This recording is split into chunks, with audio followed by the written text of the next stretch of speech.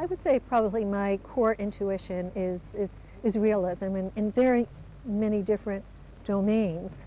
But somebody, and I think there's an objective truth there. I mean, in that sense, I think realism has to answer. It's kind of answers itself. It's sort of because if somebody, disagrees with me about realism, well, they're saying, well, that's what's really real. It's hard to not somehow come down on the side of objective truth and realism. But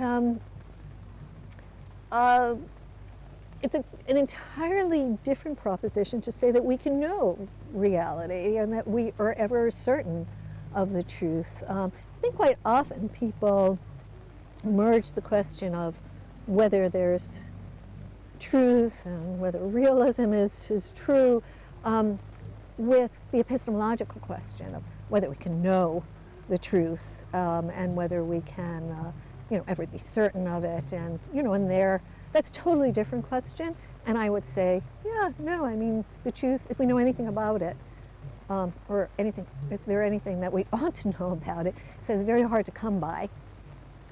To me, it's pretty amazing, given our evolutionary roots, right, that we are evolved chimps, basically, that we know anything at all, and that we have developed these self-critical methodologies, both philosophy and science and the social sciences as well, to interrogate ourselves, and so that we do approach closer and closer to something of the truth. I do think that there's a tremendous amount that we don't know and possibly can never know. So that in fact, my realism commits me to that, right? I think, because I think there really is a reality. It's some we get a little glimmers of it. If we're very, very strict with ourselves and we're really interrogate our own beliefs and we pool our shared knowledge and pool our resources, that we can know something. I think it's probably very little, but enough for us to believe in truth. So by talking about intuitions, what I'm doing is talking about the limits on our own knowledge. I'm making more of a claim about knowledge rather than truth. Does that make sense? Mm-hmm, mm-hmm. And two questions. One is, could you give kind of small example of what you think is quite like something that we know is real? Yes. Yeah.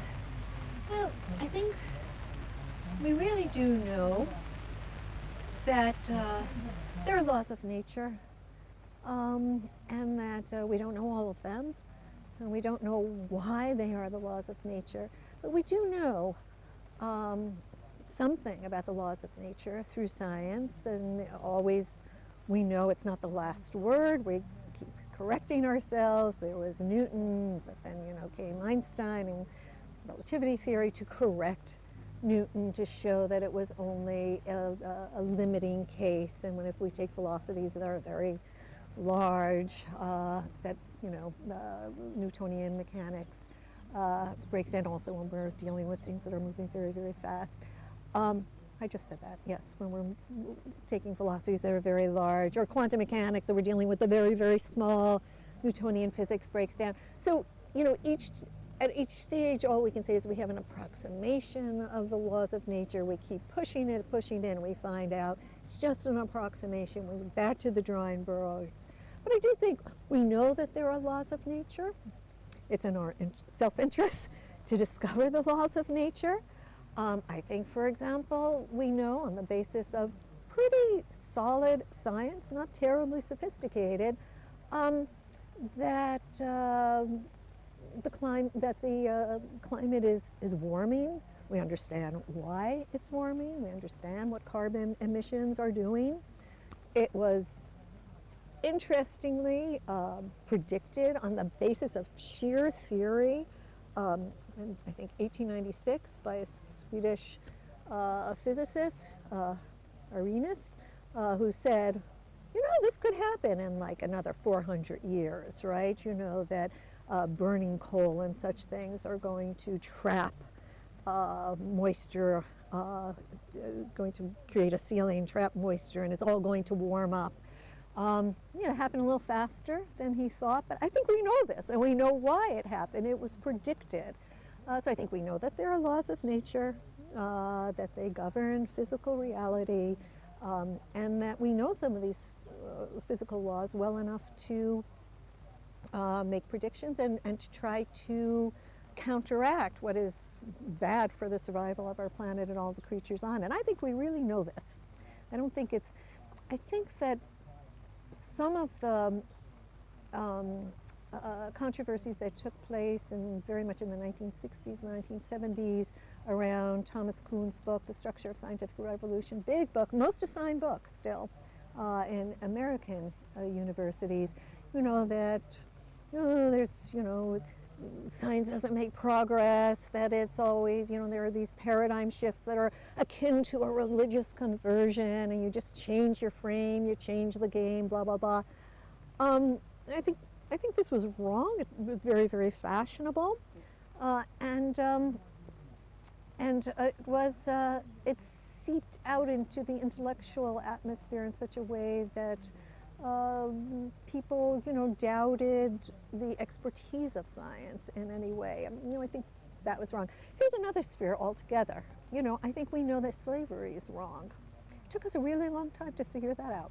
Great, great thinkers like Plato and Aristotle, these great moral thinkers that we tend to revere. Alfred North Whitehead said the whole history of Western philosophy consists of footnotes to Plato. Well, he started methodology, but he didn't know. He never thought to question the institution of slavery. I think we know that it's wrong. It's absolutely wrong for people to take possession of other people. Nobody has the right to do that. I think we know a lot of things about rights. So two quite different examples, one scientific, one moral, and I think that we know these things. For more debates, talks and interviews, subscribe today to the Institute of Art and Ideas at IAI TV.